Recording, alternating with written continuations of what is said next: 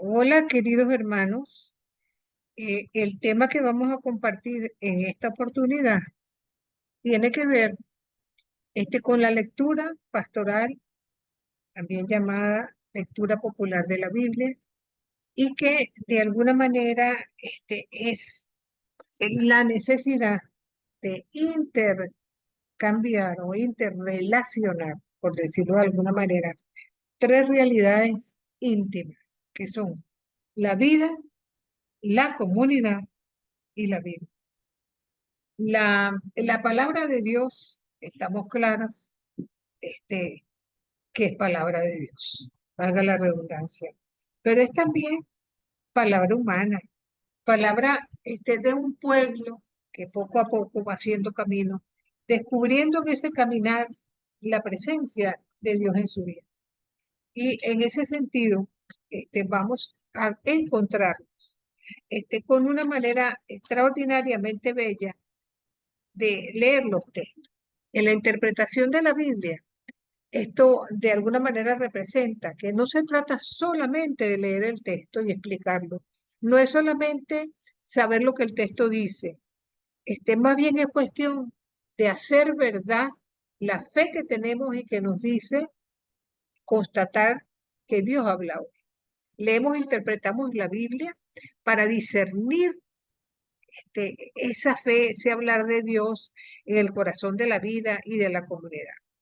Entonces, estos tres elementos ayudan a hacer una interpretación correcta, cuyo objetivo último no es interpretarla, sino interpretar la vida con ayuda de la Biblia. El hablar de Dios empieza a aparecer dentro de la realidad vivida por las personas aquí y ahora. Así la Biblia se convierte, como decir, en la gramática, ¿verdad?, del pueblo de Dios. Y en ella encontramos el modelo de cómo un pueblo escuchó a Dios en su realidad y cómo lo escuchamos nosotros hoy. Cuando se habla de comunidad, no se trata solamente de la iglesia universal como idea abstracta, por decirlo así, sino en cuanto encarnada en un grupito pequeño y débil que se reúne en torno a la palabra.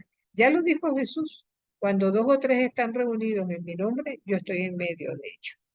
Si tomamos en cuenta el relato de los discípulos de Maús, que como bien sabemos está en Lucas 24, a partir del versículo 2, estamos conscientes que esos discípulos se están yendo de Jerusalén tristes ante la muerte de Jesús. Todavía no tienen noticia de que ha resucitado. Pero Jesús se les aparece en medio del camino. ¿Y qué es lo primero que hace Jesús? Acompañar, formar parte de la situación en el camino de unos discípulos que están tristes y desanimados. Entonces, haciendo camino con ellos, escuchen cuál es la razón por la que están tristes, qué es lo que les agobia, creando las condiciones para que se logre un proceso de fe. Después ellos desahogan el motivo que les aflige. Todo sobre Jesús. Eh, hay que partir precisamente de interpretar la realidad. ¿Cuál es la realidad? Que Jesús ha muerto y ha resucitado, pero ellos todavía no se percatan de ello. Interviene Jesús y los interpela.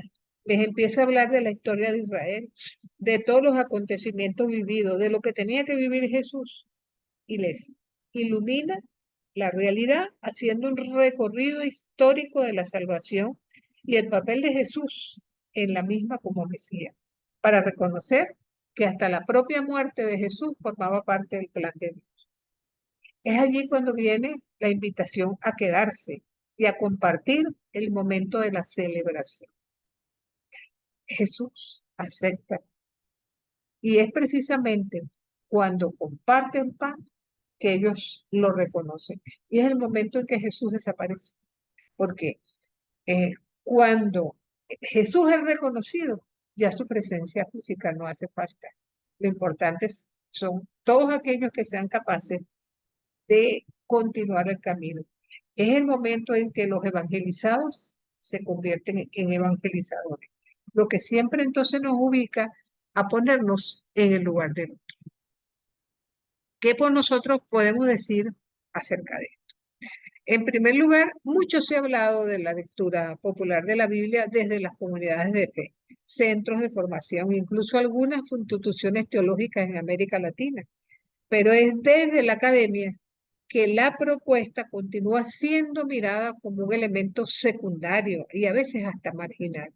Ante esta realidad, las instituciones de formación teológica deberían reflexionar un poco más sobre la perspectiva hermenéutica popular, sus abordajes, sus metodologías, sus desafíos epistemológicos y su incidencia en la transformación de la praxis cotidiana. Del mismo modo, estamos siendo interpelados para reflexionar sobre el aporte de la educación popular y las nuevas pedagogías educativas. América Latina, estamos claros que es una realidad fragmentada y contradictoria.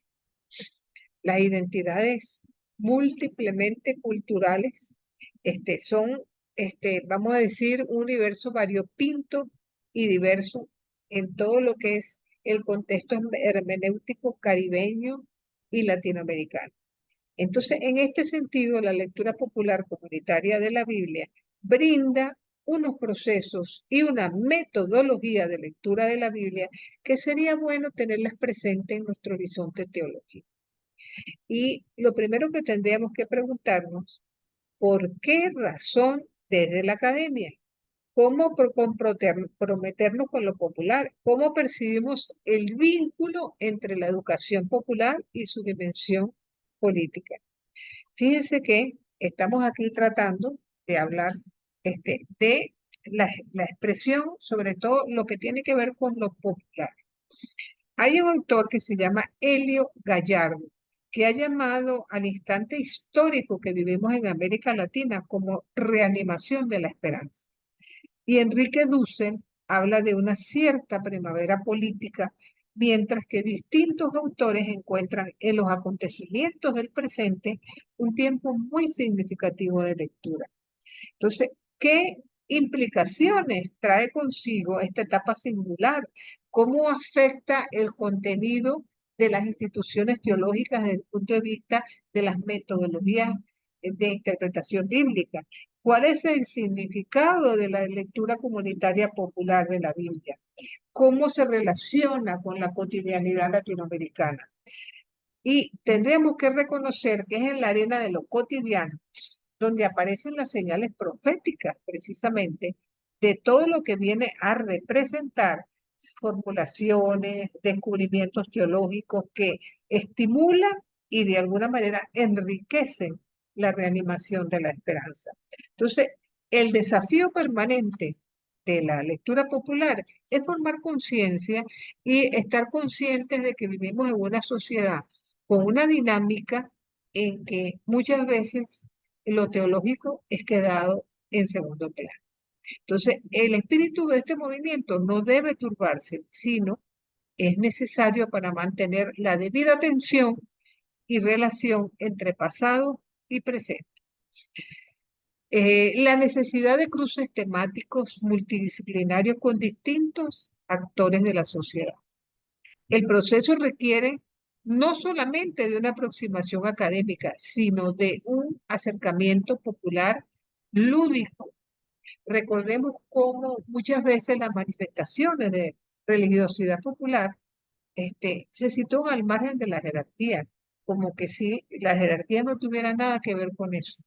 Y son creencias de la gente que se las respetamos, pero no comulgamos demasiado con ellas.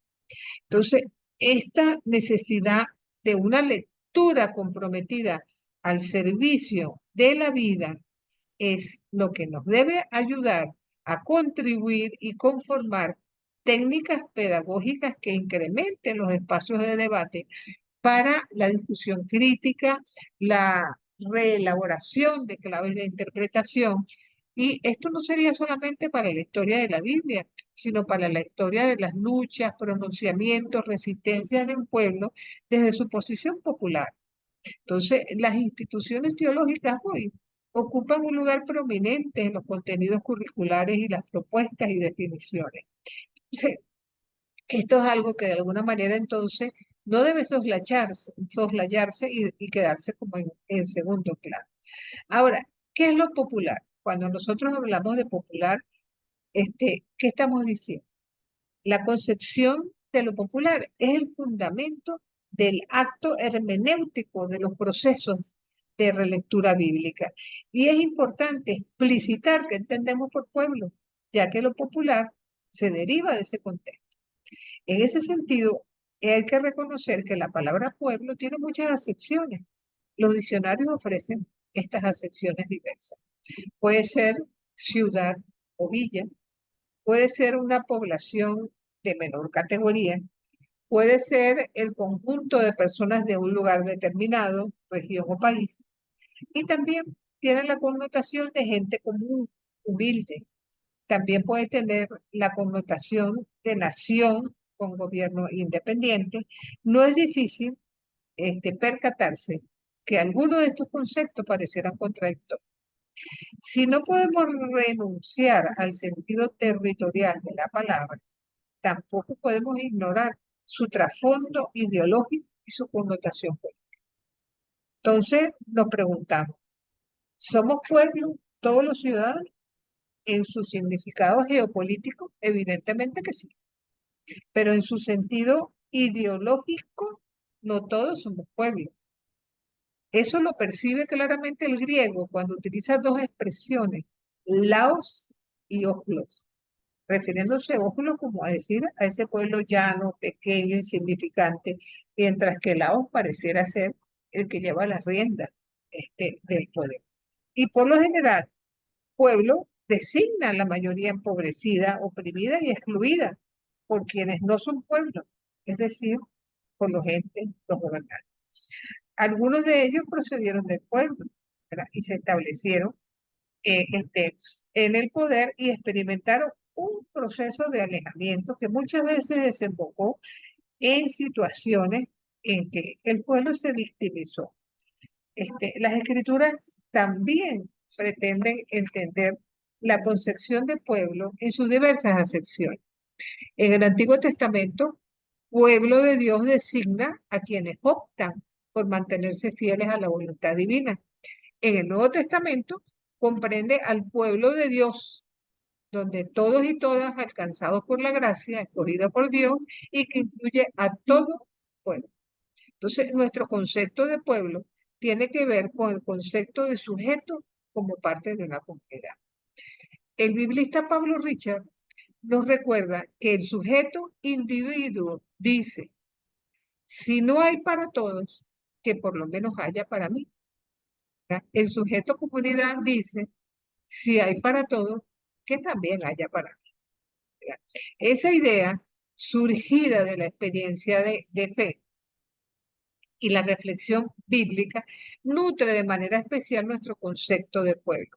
Para nosotros, pueblo es una asociación de personas o sujetos, comunidad, que aunados en sus ansias de justicia y dignidad, se comprometen a luchar para alcanzar su liberación. Es decir, la liberación que tanto les limita como sujetos comunitarios y participativos. Entonces, el pueblo es una construcción histórica colectiva basada en la solidaridad. ¿Y cuál es el vínculo que de alguna manera lo va a unir? Bueno, ese ampliado, porque de esta perspectiva, género, etnia, orientación sexual, son claves infaltables para la reflexión y análisis de los textos. El Satame dice, el texto bíblico es una narrativa y leo, con historias de vida de distintas culturas, historias traspasadas por la clase, el género, la etnia, la ideología y el contexto. Historias antiguas, narradas en una lengua lejana, escritas por autores condicionados por su tiempo y cultura. Pero estas historias cobran actualidad y relevancia al ser compartidas con las demás narrativas, los lectores primeros y los lectores segundos en una lengua completamente actual. Entonces creo que la narrativa del texto, en cierto modo, conserva un estatus privilegiado frente a las demás narrativas porque un texto considerado sagrado para sus traductores y lectores cristianos, de alguna manera, parte de una fuente, la lengua, cuyo contenido se quiere dejar a conocer a través de un diálogo e interpelarse a través de él. Entonces, lo popular hace de la educación y la participación del pueblo procesos que son siempre vigentes. Y allí tendríamos que llegar a, a definir qué realmente estamos hablando cuando mencionamos la lectura popular de la. Consiste básicamente en una nueva actitud ante el texto bíblico a partir de la vida cotidiana. Esta actitud, ¿verdad? Nace de la relectura, interpretación, actualización y celebración en comunidad. Esta lectura enfatiza la vida cotidiana como horizonte hermenéutico, pero como horizonte hermenéutico último. ¿Por qué? Porque ya no se trata solamente de sumar informaciones acerca de la Biblia aportadas por las ciencias que la estudian, sino comprometerse responsablemente en la sociedad mediante una práctica que va al encuentro y se hace cargo de la responsabilidad de transformarlas a la luz de lo que la Biblia de alguna manera convierte en vidas para vida de la comunidad. Entonces, ¿qué es lo que entonces nosotros tendríamos que decir aquí con respecto a esto? Quizás la lectura popular surge en los círculos bíblicos que se realizaban allá por los años 60, en las reuniones en las comunidades eclesiales de base y de los movimientos estudiantiles cristianos. De allí es donde nace el método del ver, juzgar, actuar, que fue acogido y enriquecido, ¿verdad? Con el aporte de la pedagogía del oprimido, de la liberación, así como una pedagogía de la esperanza. Y fueron Carlos Mester, desde la Iglesia Católica, y Milton Schwantes, desde la Iglesia Metodista, los mayores propulsores de esta metodología para tratar de leer el texto desde la vida, ¿verdad? Y de alguna manera, Biblia y vida, ¿verdad? Empiezan a juntarse como un contexto necesario para leer el texto, con el verdadero pretexto de la realidad para que sea la Biblia quien ilumine esa realidad. Todo en un primer término, partir de la realidad. Ya lo comentábamos desde el primer día de clase, que cualquier tema que nosotros seamos capaces de tocar, cuando lo toquemos en lectura popular de la Biblia, lo primero es partir de la realidad de la comunidad que está ahí reunida con nosotros. Porque no es lo mismo reunirse con jóvenes que con adultos, con personas de la tercera edad que ya están jubiladas, que con gente que hace de su tiempo para ir a las reuniones, con gente que se está preparando para la confirmación o niñitos que están en la primera comunión, con personas de clase que son, ¿cómo se llama? Podríamos decir, de distinta etnia, si son grupos indígenas, si son grupos negros, si son grupos blancos, si son grupos ricos de poder adquisitivo, o si son gente muy pobre. A todos les hace falta la palabra de Dios, pero la manera de llevárselo, evidentemente, va a estar plasmado de la realidad de la que cada uno de esos grupos parte. El segundo paso es la lectura del texto en la Biblia, ¿no? Y para estudiarlo, siempre es importante tener contacto con él como un otro, tratando comunitariamente de determinar qué es lo que dice el texto y si hace necesario que el texto haga eco en cada persona, lográndose no solamente por la recepción mera de la palabra, sino también por la repetición del mismo, para tratar de interpelarse, compartiendo los sentimientos que suscita la lectura y apropiación del mismo. El tercer paso es lo que se conoce como pretexto, es decir, llegar a determinar lo que dijo el texto en la comunidad de la época el tema del texto, pero eso también está ligado a las búsquedas de la comunidad actual, lo que hace que la lectura popular sea popular, porque el pueblo de antes viene a verse reflejado en el pueblo de hoy. Entonces, el último paso nos hace volver a leer el texto de la vida en grupo, a preguntarnos qué acciones y qué prácticas a partir de su lectura y de su aprendizaje nosotros podemos entonces, a partir de allí, como hombres y mujeres, a tener una participación más activa como cristianos en este proceso de evangelización en el cual prácticamente se están evangelizando uno por uno. Una característica es que hay que ir incluso más allá del género. Las relaciones de poder que se visibilizan desde las relaciones de género se dan a distintos niveles sociales, políticos, culturales, económicos, ideológicos y hasta religiosos. Hay que trabajar para encontrar puentes hermenéuticos entre los distintos sujetos para abrir alternativas de diálogo. Es lo que yo les decía hace poco. No se trata solamente de que unos necesiten la Biblia más que otros. Todos necesitan nutrirse de esa palabra de Dios que es vida, pero la manera de llegar al mensaje es lo que nosotros estamos en obligación de cubrir, tomando en cuenta, digamos, ese contexto, esa idiosincrasia particular, esa manera, esa procedencia. Entonces, ya no es posible nosotros hablar de ningún proceso que se refiera a Dios, sin, dejando fuera los anhelos, esperanzas, sospechas y necesidades de los sujetos a los cuales estamos dirigiendo el mensaje. Y eso es un verdadero desafío para la teología acabada y despersonalizada que muchas veces escuchamos en nuestras iglesias. Al reconocer que esta perspectiva hermenéutica abre la posibilidad a lectura, a otras lecturas, a críticas y alternativas desde las singularidades del sujeto, entonces vamos descubriendo, ¿verdad?, cómo de alguna manera podemos tender puentes de participación para hacer una teología feminista, indígena, una teología negra, campesina, una teología gay, inclusive con sentido de liberación colectiva. Entonces, esta diversidad de hermenéuticas y sus propuestas de lectura no ponen al margen el paradigma del sujeto comunitario, es decir, al pueblo, sino que por el contrario lo toman en cuenta en forma muy particular, porque siendo hoy por hoy un sujeto complejo, de algún modo esa complejidad no ha perdido vigencia.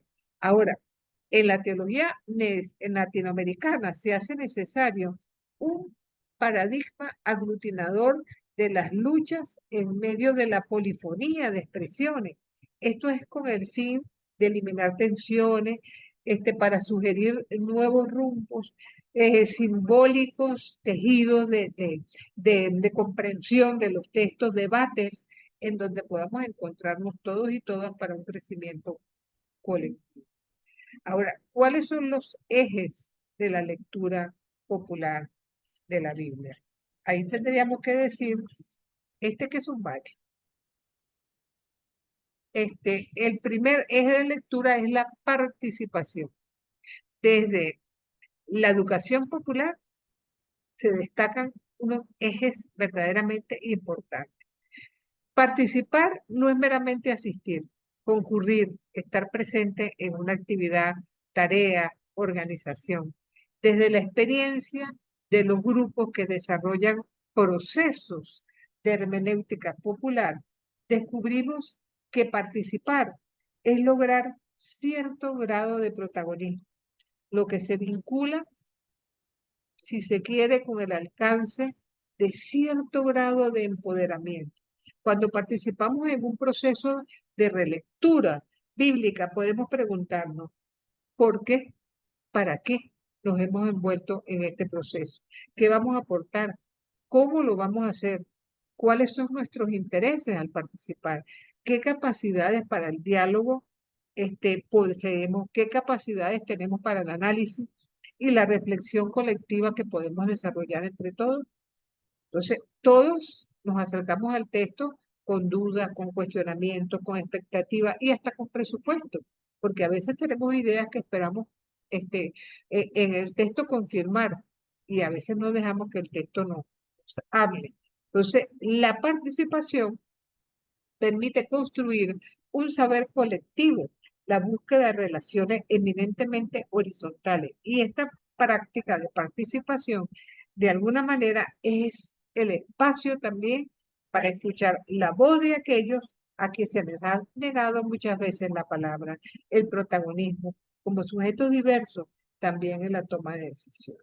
Porque en la lectura popular, la participación, todos tienen algo que decir. La lectura, por tanto, imputa o impulsa procesos participativos por excelencia, potenciando hermenéuticas para trabajar en la interpretación bíblica, que de alguna manera acojan pues la palabra de cada uno de quienes están participando. Y esto es evidentemente comunitario. En el sentido de interpretación bíblica propiamente dicha, el acto de participar permite que el texto se convierta en palabra de Dios para el presente, cuestionándonos e impulsándonos se llama, como a reelaborar prácticas de vida. La participación de quienes se juntan, ¿verdad?, alrededor de la Biblia es la experiencia de hombres y mujeres cuyas voces se convierten en algo sagrado, en tanto que se pronuncian mensajes de vida. Sin duda, la participación está en estrecha relación con la horizontalidad, que es el segundo eje de lectura. Entonces, ¿qué tendríamos que decir acerca de esto? Los procesos de hermenéutica popular nos permiten constatar la democratización del aprendizaje. Desde lo logrado por quienes participan en los procesos, se aprende desde lo teórico, como también desde lo práctico, lo lúdico, lo afectivo. En realidad, no existe sabiduría, verdad, conocimiento o persona completa y terminada. Todos tenemos algo que aprender.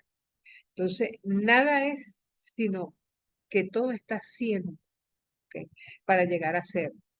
Entonces, ha de relacionarse, conectarse, abrirse, constituirse los unos con los otros. Entonces, nuestra sabiduría, por decirlo así, no llega a ser sabiduría si no se conforma con el saber también de los demás. Nuestros conocimientos nunca serán suficientes, mucho menos el conocimiento de Dios. Entonces, hay que vivir siempre en apertura al conocimiento, nunca serán suficientes. Entonces, unido a ello, también hay que entonces aprender a respetar, acoger, recibir, ¿verdad?, los conocimientos de los demás. A veces en nuestros grupos nos encontramos con personas que son las que todos lo saben y que pocas veces se abren a la participación de los otros o a su, vamos a decir, a su protagonismo, por decirlo de alguna manera, porque sienten que les están quitando de alguna manera su primacía. Ahora, observemos. En el texto que ustedes tienen, en el texto no, perdón, en la imagen que ustedes tienen en pantalla, podríamos decir que comparten estas mujeres. ¿Qué nos dice que estén a la misma altura? ¿Qué expresan sus miradas, sus cuerpos? Ellas parecen desde la horizontalidad compartir distintas cosas. El lenguaje corporal es elocuente, una más grande que otra, ¿verdad? No se imponen desde sus posiciones o conocimientos. Se produce la compañía sin atropellarse. Se asume el desafío de cara a cara para participar horizontalmente en lo que están haciendo. El encuentro, ¿verdad? Posiblemente, ¿verdad?, habrá afectos, afinidades, discernimiento, ¿verdad? Nosotros entonces podemos preguntarnos, ¿tenemos posibilidad de participar en procesos horizontales? Y vuelvo a la pregunta anterior. ¿Permitimos la participación de los otros o creemos que somos nosotros quienes que tengan que marcar siempre las pautas en las reuniones colectivas? Porque somos los que más sabemos, por supuesto, los que venimos de la academia, ¿verdad? los que estudiamos en el seminario, los que sabemos teología. Entonces, tenemos posibilidad de hacerlo. ¿Cómo nos sentimos cuando somos minimizados, invisibilizados o sencillamente silenciados por algún conocimiento, algún planteamiento o algo aparentemente superior?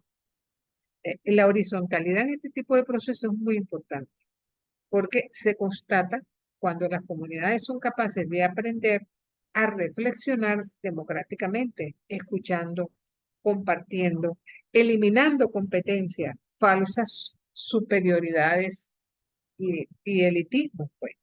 Entonces es allí donde las comunidades van decantando actitudes que limitan el diálogo y la profundización de los temas. Entonces, ¿qué se proponen? Otras relaciones que rompan el aislamiento de los seres humanos, que la mirada sea completamente diferente, hombro con hombro, mirada con mirada, acogiéndose, si se quiere, podríamos hablar que el proceso de la lectura popular es muy democrático y horizontal, que instruye y educa para que todos en conjunto sean capaces de decir qué es lo que piensan y creen de Dios. Fíjense que otro punto es la criticidad. A veces decimos que la crítica es mala, pero cuando hablamos de crítica constructiva, no necesariamente es mala, porque cuando se construye es para edificar, para hacer algo mejor de lo que está, no para destruir al otro. Entonces, la formación de un sujeto crítico y comunidades críticas al momento de leer los textos es uno de los objetivos de la hermenéutica popular y la lectura popular de la Biblia. Porque la criticidad es un factor primordial en el proceso que busca consolidar una postura crítica frente al orden social dominante y un cuestionamiento de las estrategias de dominación. El proceso tiene una intencionalidad evidentemente liberadora, un propósito para empoderar a aquellos sujetos que de alguna manera sufren alguna clase de opresión, para que transformen su realidad con justicia, con dignidad y sobre todo es un proceso que se va desarrollando con la firme convicción de que solamente se puede transformar el mundo desde la praxis popular, crítica y humanizadora. Entonces, la crítica no nace de conjeturas teóricas sobre el papel de los seres humanos, es sobre el mundo, la presencia y la voluntad de Dios de manera impositiva. La crítica brota de las condiciones por las que el ser humano, ¿verdad? En la realidad en que vive, nace de la práctica, nace de su experiencia y de coyunturas específicas en el contexto que le toca vivir.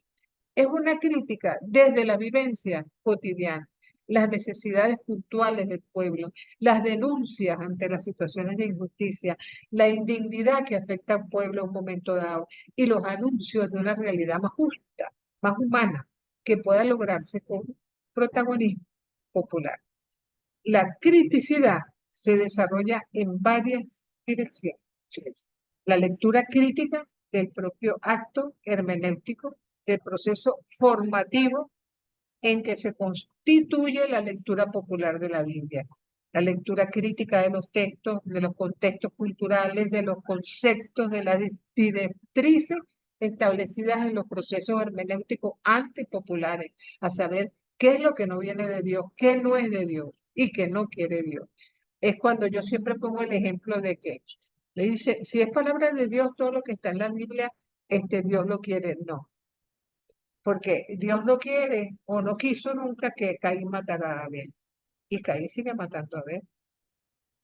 Y ya desde el comienzo Dios se horrorizó. Y se horrorizó antes de que Caín cometiera el acto. Entonces, seguimos pensando, ¿verdad? A veces de manera distinta a lo que Dios quiere comunicarnos a través de su palabra. Porque la criticidad evidentemente se va a desarrollar en varias direcciones, donde se puede criticar tanto el texto como los textos populares, la forma de asumir roles, de asumir liderazgo, ¿verdad? Y eso de alguna manera nos va a permitir reflexionar, evaluar y ofrecer un riquísimo dinamismo que mantiene viva la esperanza de transformación.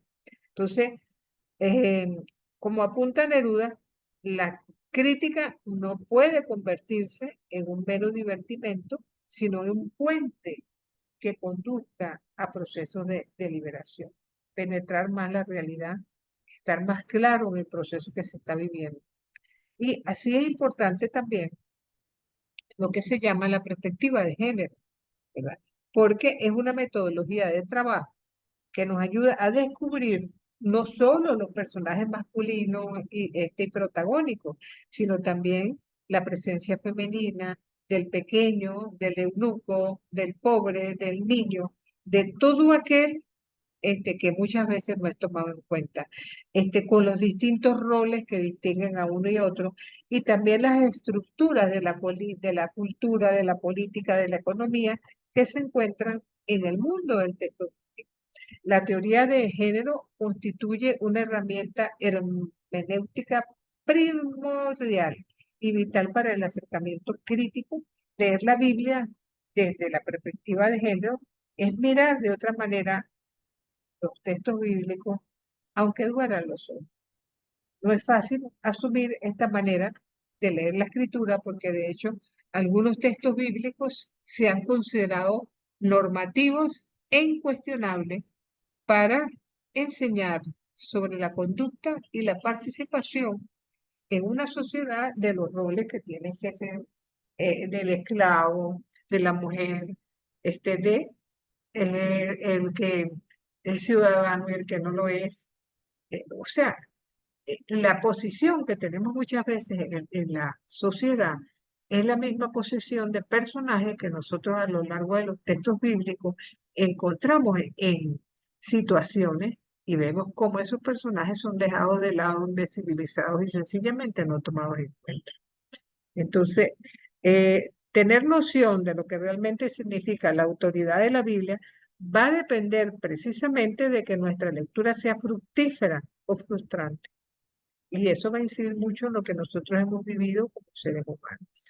Muchas veces creemos que nuestras concepciones de la Biblia son inocentes, ¿verdad? Ingenuas y desligadas del deseo de otras personas, de concepciones ideológicas sutiles o que simplemente están analizadas desde el rol de la socialización.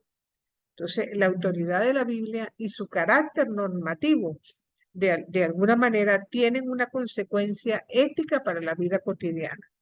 Entonces, cuando se acepta la autoridad de la Biblia, nos vemos inclinados a una acción o práctica que debe guiarnos a la vida de las personas y de la creación, donde la verdadera palabra hace justicia y transforma.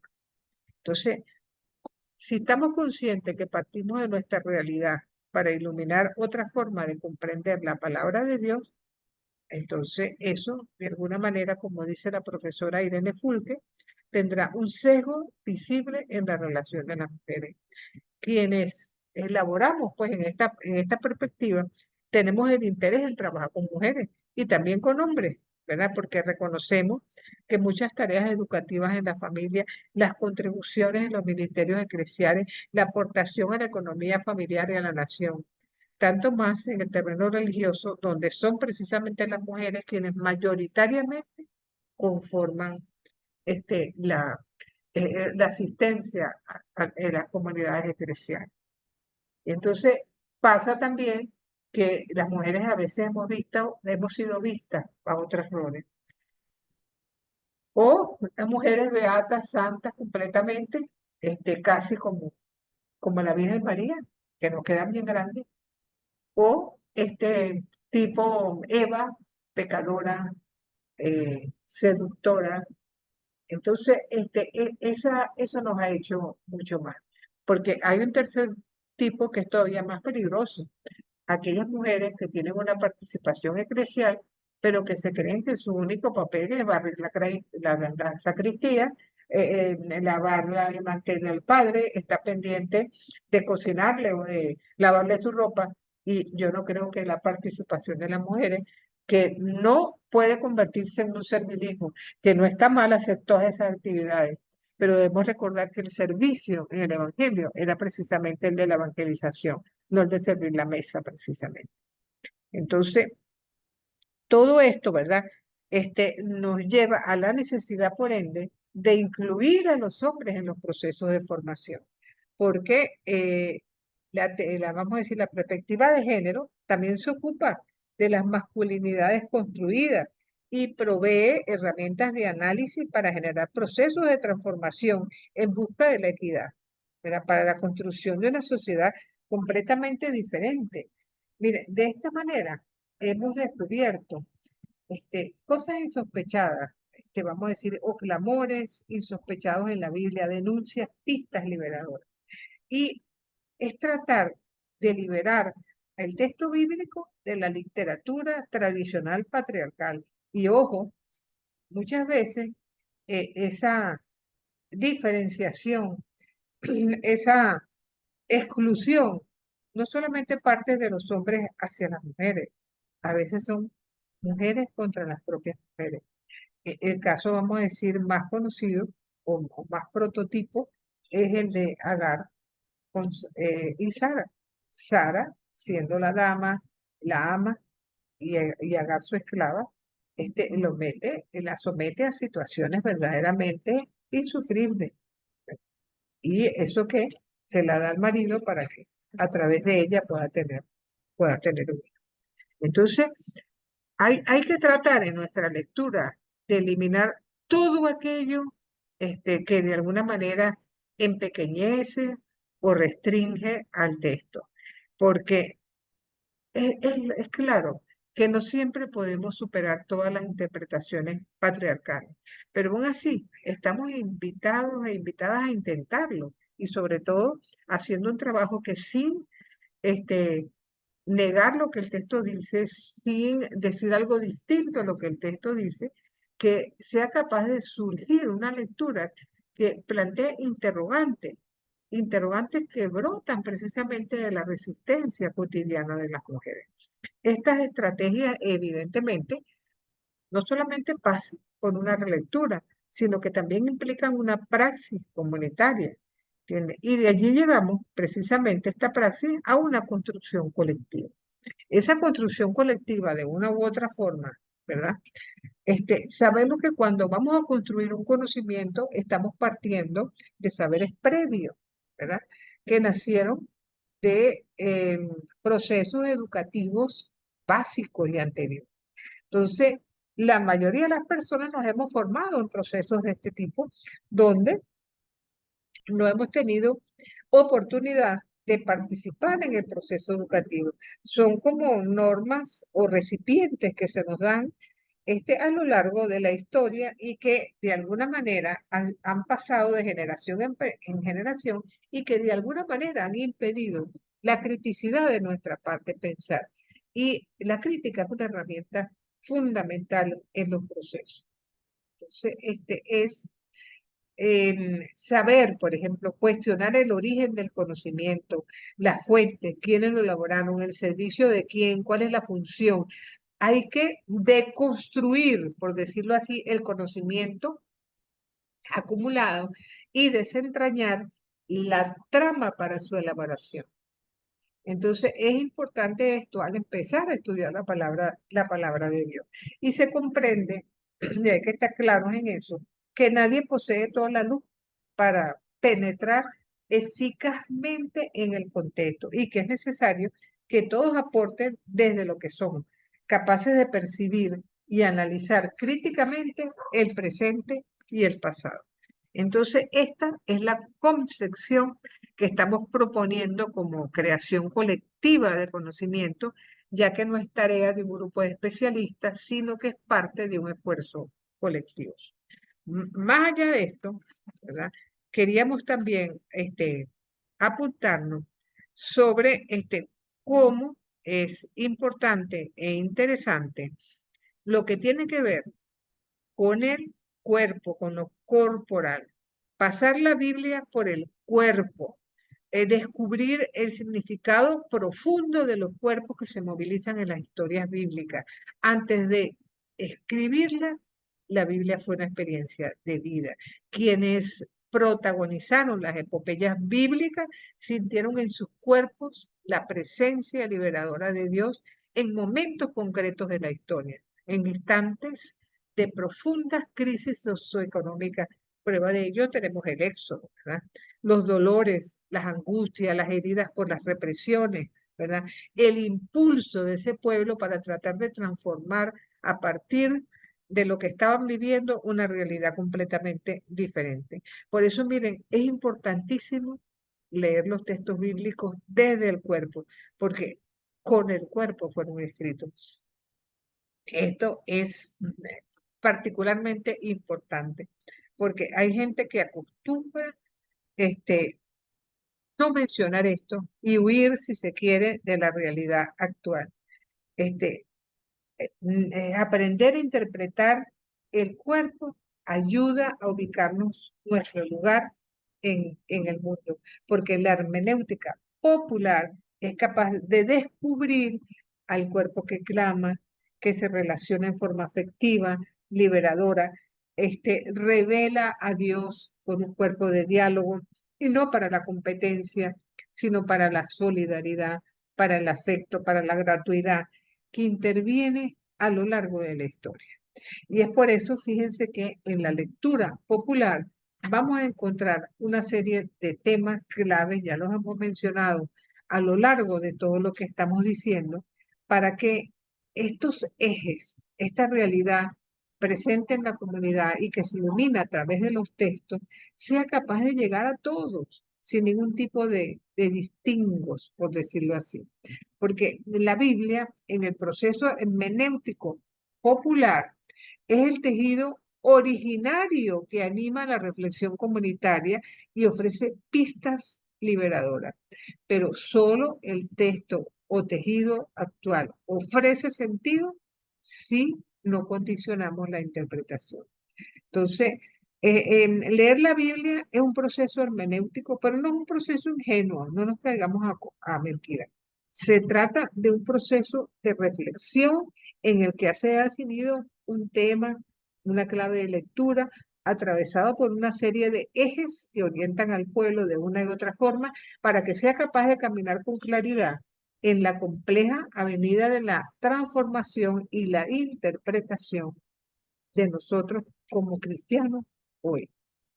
Con el cuerpo, vuelvo a la redundancia, intérprete crítico, la liberación irrumpe como un camino pedagógico en el que las experiencias de vida y también de muerte, hay mucha muerte en la vida, conducen a la reflexión, ¿verdad? Entonces, es ser parte de todo y eso no se erige por encima de la creación. Y entonces es allí donde nosotros vamos a buscar mediaciones pedagógicas, porque la hermenéutica lo requiere. Y tratamos de hacer una hermenéutica que sea una hermenéutica de la vida, de trazar un camino de aprendizaje para ser capaces de alcanzar esa vida. La comunidad que se va formando, educando en el complejo arte de hallar sentido y de transformar su realidad a través de esa palabra de Dios que vivifica y orienta. Entonces, pareciera que en este cuadro la cultura de la pobreza en la que está inmersa nuestras mayorías, Jesús se identificó y en la que interviene como resucitado, conduciendo a su protagonista a la liberación. Pero, ¿qué es la cultura de la pobreza? Un enjambre de mundos que son interconectados siempre por redescubrir. El mundo del campesino, del negro, de las mujeres, del indígena, del niño, del anciano, del enfermo. Es penetrar en cada uno de esos mundos y en nuestros propios mundos, ¿verdad? Para lograr seguir al Cristo que libera. Por ello, el proceso hermenéutico es arduo y es muy complejo, porque no se puede interpretar en abstracto, porque ahí no sería una interpretación, ¿verdad? Entonces, entre la comunidad lectora de la Biblia, Dios, la iglesia, mundo, nosotros, la cultura, que es siempre predecible, hay que tratar de seguir interpretando para transformar el mundo, si se quiere, de la manera más válida y sólida. Entonces, todas estas mediaciones que forman parte del proceso hermenéutico desarrollado por las comunidades originarias que produjeron la Biblia, entonces nos recuerda que la Biblia también es una mediación. Una mediación para que esa palabra de Dios haga vida en nosotros. Entonces, y por eso también lo lúdico es importante en lo comunitario. La danza, el drama, la plástica, la música, el canto, la poesía, la literatura, todos son mediaciones que pueden ser convertidas en mediaciones hermenéuticas inestimables. Entonces, el juego es otra mediación hermenéutica. Fíjense que cuando yo daba Biblia a niños de primera comunión, se me ocurrió algo bien interesante. Yo no sé si ustedes jugaron nunca stop, que uno empieza a hacer que sí, nombre, apellido, cosa, animal. Y entonces yo les inventé a los muchachos un stop bíblico, donde, bueno, personajes del Antiguo Testamento, del Nuevo, eh, fruta, flor, río, rey, el libro. Entonces nos encontramos con que eh, los muchachos iban redescubriendo la Biblia, leyendo la Biblia para tratar de encontrar precisamente todas esas mediaciones de juego que a partir del stop les permitía ir alcanzando niveles de conocimiento de lo que en la Biblia iban a encontrar. Y eso es para romper estereotipos, para romper barreras. El conocimiento bíblico teológico es una mediación en la interpretación popular. Y la idea no es saber más de la Biblia, sino lograr mejores condiciones de vida para la comunidad lectora. Y en eso es una verdadera invitación a cada uno de nosotros para que seamos capaces de alcanzar ese objetivo. Y dicho esto, como siempre acostumbramos, ¿verdad? Sigamos un poco en lo que viene a representar la lectura bíblica. Fíjense, hay cosas que no pasan de moda. ¿Qué no pasa de moda? El Dios Trino, Jesús es el Señor, es el Mesías, por su muerte y resurrección nos marcó un camino de liberación. Entonces, hay cosas que, si bien se vivieron en el pasado, siguen siendo importantes para nosotros en el hoy como fidelidad. Sin embargo, estando en el futuro, se presenta la novedad de cómo asumimos nosotros ese pasado. El pasado está vinculado a la ortodoxia y la ortodoxia nos lleva a la contemplación, pero la ortopraxis nos lleva a la acción. El pasado y la ortodoxia están vinculados a la verdad y la verdad se vive con objetividad, pero el sentido que le damos a esa verdad la vivimos como sujeto a partir de la subjetividad. Más allá de esto, estamos conscientes de que hoy usamos la Biblia de diversas formas. La lectura de las comunidades es la que yo les acabo de presentar. También tenemos una lectura alienante, una lectura sobre todo para algunos grupos religiosos que andan buscando siempre aquellos textos que si no se cumplen a cabalidad, van a ser causa de que la persona se condene y vaya al infierno. Esa es una lectura alienante. Puede también tener una lectura ideologizada, que se le dé un cariz, tanto político o como en algún aspecto, que se quiere enfocar la lectura perdiendo la objetividad. También puede haber una lectura espiritualista, ay, esa gente que está, ay, yo y Dios, Dios y yo, olvidándose de poner los pies en la tierra. También está la lectura esotérica, cuando lee algunos textos, como puede ser, por ejemplo, el Apocalipsis, creyendo que son las versiones bíblicas de la Buenaventura, cuando no es así. Lectura ecuménica, cuando somos capaces de juntarnos con otros cristianos y hacer una lectura comunitaria compartida.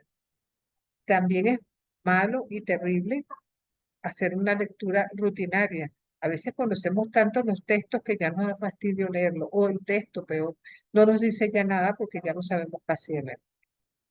También tenemos la lectura fundamentalista, ya conversamos de eso, creo que desde la primera clase, que una lectura fundamentalista es una lectura literal de los textos que nos obliga a una serie de comportamientos y de exclusiones, si se quiere, a vivir un poco la fe como esas corrientes fariseicas y de escribas en el Nuevo Testamento, que con el excesivo cumplimiento de la ley dejaban de lado el verdadero espíritu. Finalmente, la lectura pastoral, de la que nos hemos dedicado a hablar en este momento. Y esto nos lleva a que la lectura popular de la Biblia tiene un objetivo que es la Biblia misma. Dos movimientos, la exégesis y la hermenéutica. Tiene tres ángulos, que es el contexto, el pretexto y el texto. Dicho de otra forma, Biblia, vida y comunidad. Tiene cuatro contextos.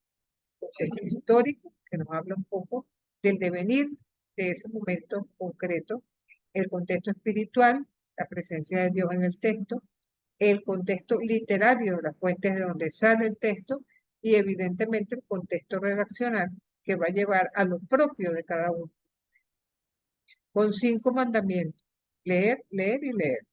La palabra se lee, se escucha, se es fiel, se te sirve y se trabaja.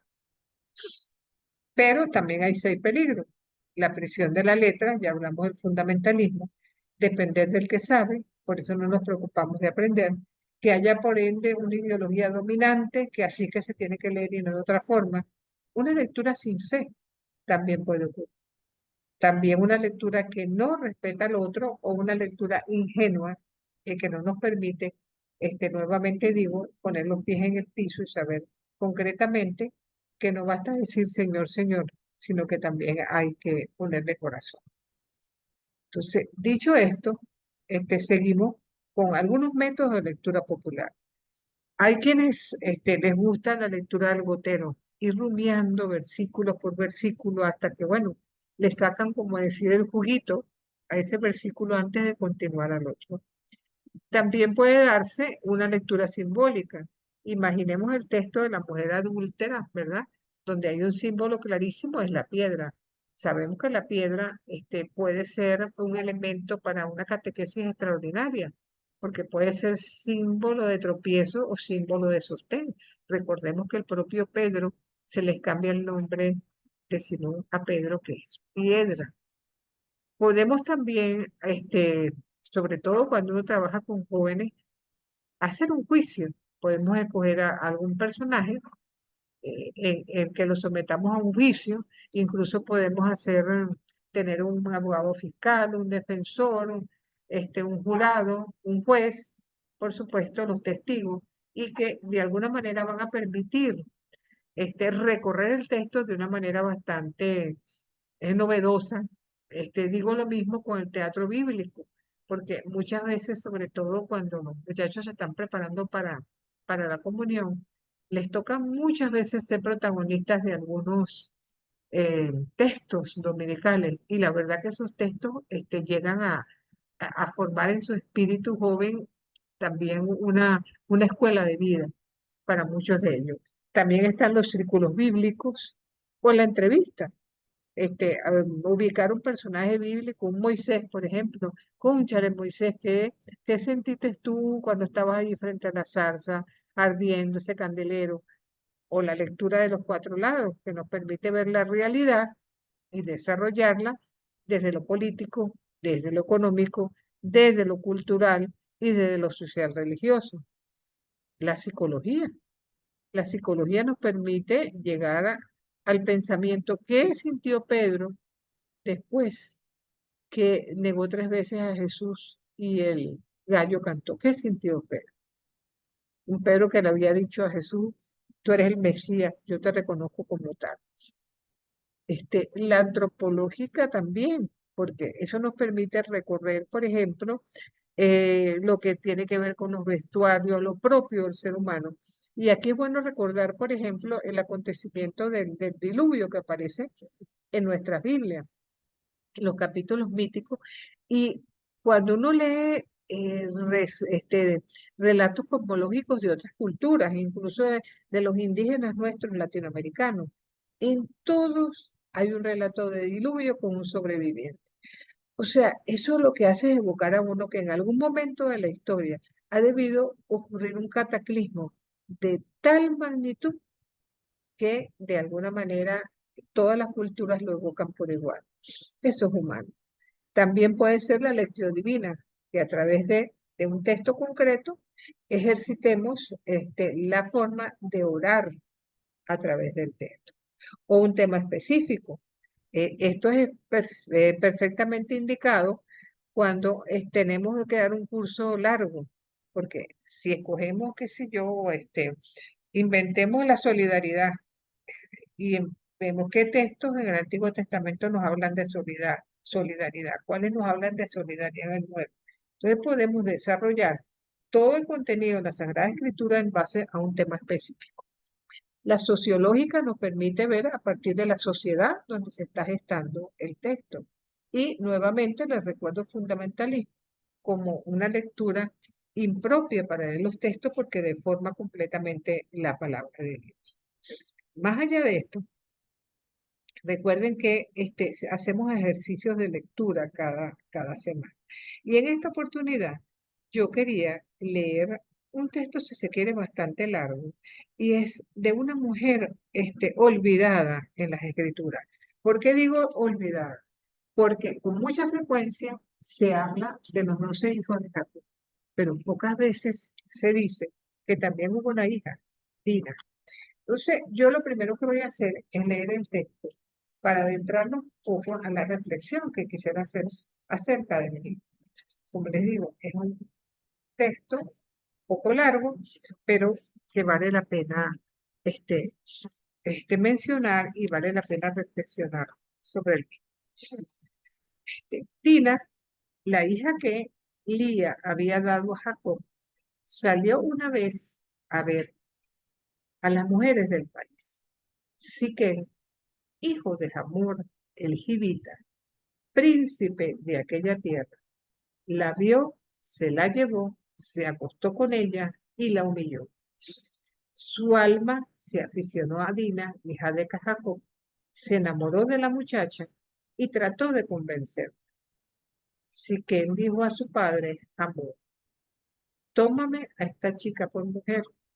Jacob oyó que Siquem había violado a su hija Dina, pero sus hijos estaban en el ganado, con el ganado en el campo.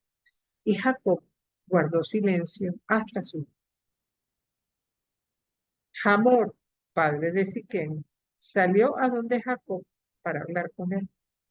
Los hijos de Jacob volvieron del campo al oírlo y se indignaron los hombres y les dio mucha rabia la afrenta hecha por Siquem, acostándose con la hija. Eso no se hace. Hamor habló con ellos diciendo, mi hijo Siquem se ha prendado de vuestra hija, así que dénsela por mujer. Emparéntense con nosotros, dándonos vuestras hijas, y tomad para vosotros las.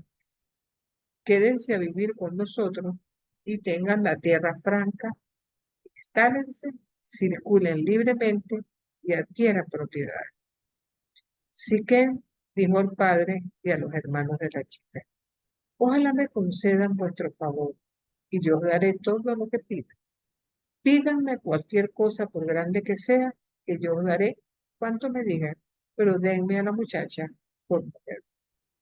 Los hijos de Jacob respondieron a Siquem y a su padre Hamor con disimulo, y dirigiéndose a aquel que había violado a su hermana Dina, dijeron, no podemos hacer tal cosa, dar nuestra hermana a uno que es incircunciso, porque esto es una vergüenza para nosotros. Tan solo os la daremos a condición de que os hagáis por vosotros la circuncisión todos vuestros varones. Entonces les daremos nuestras hijas y tomaremos para nosotros las vuestras. Nos quedaremos con vosotros y formaremos un solo pueblo. Pero si no escuchan respecto a la circuncisión, entonces tomaremos a nuestra hija y nos iremos. Sus palabras parecieron bien a Hamor y a Siquem, hijo de Hamor, y el muchacho no tardó en ponerlo en práctica porque quería a la hija de Jacob. Él mismo era el más honorable de toda la casa de su padre. Hamor y su hijo Siquem vinieron a la puerta de la ciudad y hablaron a todos sus conciudadanos diciendo: estos hombres vienen en son de paz, que se queden en el país y circulen libremente, pues ya veis que pueden disponer de tierra espaciosa.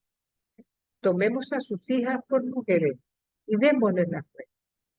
Pero solo con esta condición accederán estos hombres a quedarse con nosotros para formar un solo pueblo.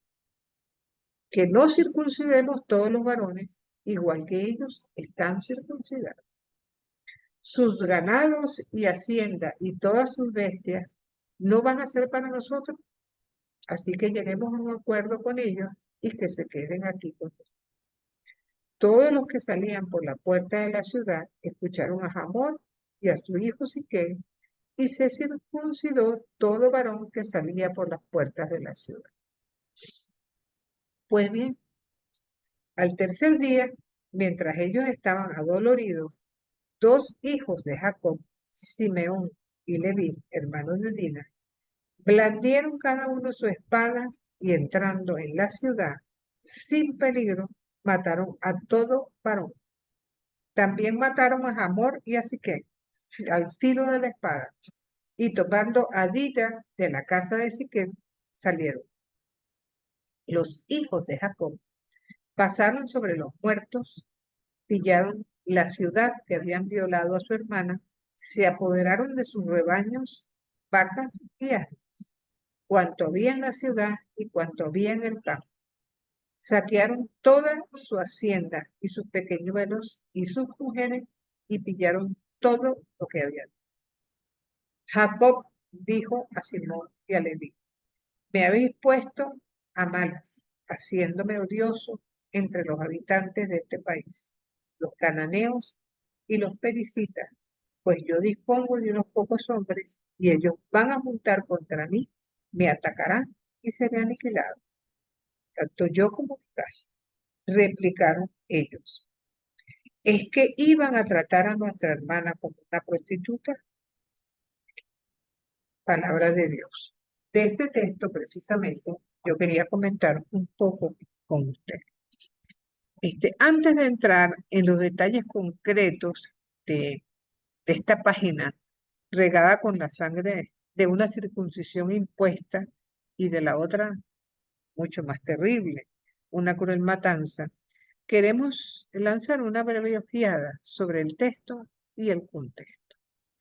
El precedente capítulo 33 se nos ha descrito el encuentro entre Jacob y Esaú. La pesadilla se resuelve en un abrazo, pero Jacob, dando pruebas una vez más de su astucia, no acepta la propuesta de convivencia que le propone su hermano y prefiere mantener cierta distancia entre los dos clanes tribales y se vuelve a seguir y fue a Sucot, donde hizo cabañas para su ganado. En el marco de este itinerario se sitúa el episodio de Siquem, que proponemos ahora como nuestra lectura espiritual. La estancia de Jacob está descrita en todo Génesis 33, versículos 18 al 20. Es una etiología destinada a exaltar el que más tarde sería uno de los santuarios más importantes de Israel. Más aún, se unió el verdadero templo nacional. O sea, ¿qué aparece aquí? Dramáticamente encarnado en la historia de Dina, las relaciones del clan israelita con los siquemitas. Siquem, vamos a decir, el homónimo, príncipe hereditario de la ciudad, hijo de Hamor, viola a Dina, la hija que tuvo Jacob con Lía, e intenta una alianza matrimonial con la tribu de las jóvenes. Los israelitas ponen como condición la circuncisión y aparentemente es una aceptación, pero se trata de una treta para llevar a cabo una matanza desproporcionada en respuesta a la violencia padecida por Dina y el ultraje a su orgullo. Ya trazado este cuadro, ¿verdad? Vamos entonces a ver en profundidad. Dina, deseosa de entablar relaciones con las muchachas de su edad, se dirige así que allí es violada por este señor, príncipe heredero, pero se enamora de ella, ¿verdad? Y está dispuesto a reparar la afrenta mediante el matrimonio. Por eso el padre del joven se encamina hacia Jacob para tratar de restablecer un acuerdo, vamos a decir, matrimonial. Pero digamos que quedaba por resolver el tema de la violación. Así que él, por eso, ofrece una elevada dote, muar en hebreo, un donativo de reparación, pero los hermanos de Dina exigen además la circuncisión. Entonces, en la raíz de su maquinación hay dos motivos. ¿Verdad? Supuestamente la indignación por el gesto perpetrado contra su hermana, ¿verdad? Expresión que aparece posteriormente para señalar delitos muchas veces. Se describe el final como algo dramático, ¿verdad? Entonces, el tercer día, después de la circuncisión, era más intensa la fiebre, más vivos los dolores, no podían reaccionar los hermanos de Dina, entran en la ciudad, en trompa, decapitan a todo el mundo, hacen una gran matanza, y la verdadera conclusión, en el capítulo 35, que levantaron el campamento y el terror invadió las ciudades del contorno, de tal modo que no persiguieron a los hijos de Jacob. El texto que hemos leído finaliza con el regaño que le da Jacob a sus hijos Simón y Leví, con una reacción de temor. El patriarca teme por sí, teme por su casa, ¿verdad? A causa del furor que puede desencadenar en los cananeos toda esta temática, ¿verdad? Entonces, un elemento, ¿verdad? Se proyecta adelante con el origen de los patriarcas. Se trata de la prohibición de matrimonios impuesta por la legislación deuteronomista de evitar matrimonios mixtos para que vamos a decir, que la fe de Israel no se contamine, ¿verdad? Entonces, llegado aquí, entonces, ¿qué podemos nosotros reflexionar sobre toda esta espiral de violencia que desborda toda lógica completamente? Entonces, es un aspecto terriblemente el que se nos va a presentar aquí y que de alguna manera va dejando de lado situaciones que nos van enfocando a una realidad terrible y que se trata precisamente de lo que la voluntad de esta pareja quería emprender hacia adelante. ¿Qué le pasaba a una muchacha que era violada? Generalmente tenía que dedicarse a la prostitución, porque ya nadie se iba a casar con ella. Entonces nos damos cuenta, ¿verdad?, que estamos en un contexto donde la mujer no tiene palabra, no, no opina, no dice, simplemente es fruto de una doble violencia. La violencia por parte de sus hermanos y la violencia a la que fue sometida por una violación, donde evidentemente pareciera que la palabra de la mujer no cuenta para nada. Estamos ante un contexto histórico en que la lucha por la tierra y el tribalismo es una realidad, donde cuando se daban guerras y se daban, como decir, pactos de sangre, los vencidos eran sometidos a la muerte. Entonces, de alguna manera, esos versos que le dice Jacob a sus dos hijos, mire, que no participe mi alma en sus consejos, ni mi corazón se asocie a su asamblea, porque en su furor mataron hombres y en su desenfreno desjarretaron todos. Maldita su ira por violenta y su cólera por dura. Eso incluso lo encontramos en Génesis 49, versículos del 5 al 7. Entonces, es verdad que Jiquén había actuado en forma malvada e impía, pero lo que hicieron los hermanos de Dina no fue mejor, por el contrario, fue peor y más grave, porque vengaron un crimen particular condenando a muerte a un pueblo entero. Y quien por otra parte los había constituido en jueces para llevar a cabo con sus propias manos esa venganza por la ofensa sufrida. Además hicieron una gran deslealtad, porque hicieron creer al otro pueblo que ellos estaban dispuestos pues, a hacer algún tipo de pacto con ellos. Entonces es la típica espiral de violencia que desborda toda lógica, creando más violencia. Es lanzar el grito de guerra que encontramos en Josué posteriormente durante la conquista de Jericó. Y es un verdadero anatema, ¿verdad? Como presentan que eso es un mandato de Dios mismo. Entonces, tenemos que estar claro que la Biblia no es un catecismo abstracto, ni nos presenta una serie de tesis teológicas desvinculadas del tiempo y de los sucesos humanos. Entonces, ¿cuál es el auténtico mensaje escandaloso que se oculta bajo la violencia bíblica? Bueno, ante todo, la prohibición de los matrimonios mixtos, la constante presión para salvaguardar la pureza de la fe, en una religiosidad, si se quiere, primitiva, ante razones idolátricas. Entonces, creemos que esta página del Génesis terrible es de perenne actualidad, porque eso nos lleva y nos obliga a ser capaces de condenar todo tipo de guerra y de violencia, no solo este, con amargura por la vergüenza de los estupros y las violencias perpetradas, que generalmente y tristemente casi siempre es ante las pobres mujeres que se presenta esta violencia.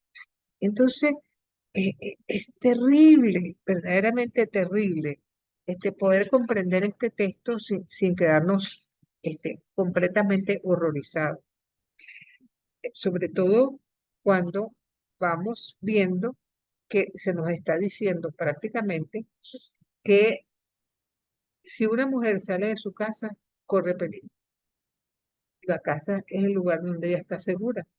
Entonces, con esto están diciendo que Dina fue culpable porque se atrevió a moverse de su casa, que no debió hacerlo si ya se hubiera quedado en su casa tranquilita, nada de eso le hubiera pasado. Lo cierto es que las acciones y sentimientos de Siquén son los que a la postre van a llevar las acciones y sentimientos de Simón y Leví a una muerte.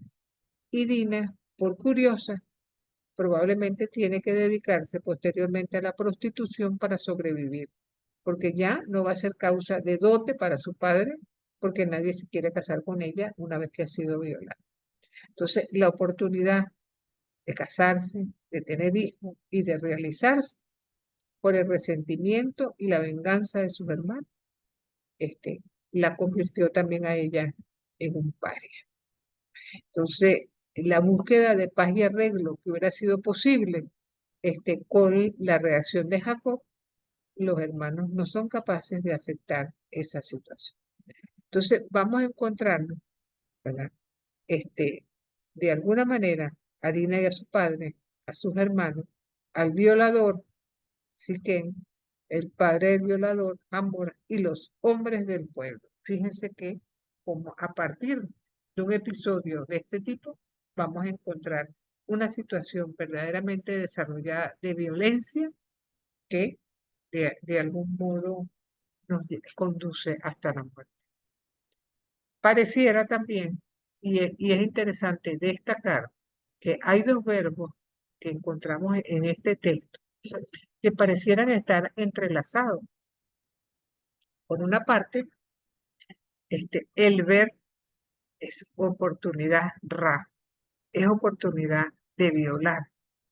Si Ken ve a Dina, le gusta la muchacha y el hecho de verlo lo conduce a satisfacer sus primitivos deseos con ella, sin percatarse de todas las consecuencias en que iba a terminar. Entonces, ella termina, desgraciadamente, Ana, y dos sustantivos en las que sencillamente termina el texto. Ella empieza el texto como hija, ¿ves? Y termina como prostituta, Zona. Entonces, eh, cuando nosotros hemos dicho en clases anteriores que muchas veces la violencia que se ejerce contra la mujer no es vista ni reconocida como violencia, como si los derechos de las mujeres no importaran. Es verdaderamente terrible esta situación que se va dando a lo largo de los textos bíblicos. Sirva este texto para que ustedes también reflexionen sobre esta situación que se sigue dando todavía en nuestros días. Hoy más que nunca se ha desatado la violencia. Se dicen que cada 20 minutos una mujer es agredida. Muchas de esas agresiones llevan al hospital, al cementerio o sencillamente al hospital. Entonces, debemos estar conscientes que esta es una situación que con la educación a hombres y mujeres tiene que buscarse un fin, la oportunidad de recoger un poco lo que es una situación que no debe ocurrir. Y fíjense que desde el contexto teológico vamos a encontrar que muerte se juega con la vida y como a partir de una muchacha joven, alegre, que estaba buscando sencillamente pasar un rato, viene lo que para ser una deshonra de una virgen que se convierte en prostituta, según sus hermanos, una deshonra que se convierte en venganza y por supuesto, aquí vamos a encontrarnos a una visión de un Dios hombre que es quien toma las decisiones en cuestiones de poder. Y la pobre mujer no tiene voz, no tiene voto, no tiene nada y se queda sin nada, completamente sin nada. Verdaderamente triste. Les recomiendo que relean este texto y lo estudien a profundidad para darse cuenta de todas las mentiras que de alguna manera se van barajando en ese texto, ¿no? Y cómo cada vez debemos buscar más estrategias de prevención que combinen una serie de leyes también que fomenten la igualdad y que ayuden a adoptar normas que de alguna manera sean capaces de proteger a los más desasistidos, a los que de alguna manera tenemos la oportunidad de nuestras comunidades tener una palabra para hablar de lo que Dios quiere para cada uno de nosotros en una sociedad en la que seamos capaces de ser todos hermanos. Llevemos entonces como comunidad y como sociedad a nuestras comunidades un poco de esta palabra. Entonces, una vez más, creo en la universalidad de Salvador para que no es judío, ni griego, ni esclavo, ni libre, ni mujer, ni hombre, porque todos y todas somos uno. Creo en el Espíritu Santo que se mueve sobre las aguas de la creación y sobre la tierra. Creo en el Espíritu Santo, el Espíritu femenino de Dios, que igual que una gallina, nos cubre con sus alas. Amén. Con estas palabras terminamos este encuentro. Yo eh, les agradezco que podamos nosotros seguir continuando, reflexionando, buscando, aprendiendo